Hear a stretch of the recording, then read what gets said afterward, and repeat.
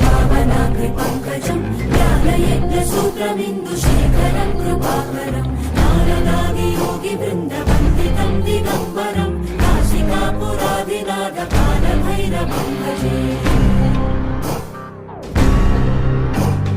भानुकोटिभास्वरं भवाब्धितारकं परं नीलकण्ठमीप्सितार्थदायकं त्रिलोचनं कालकालमम्बुजाक्षमक्षशूलमक्षर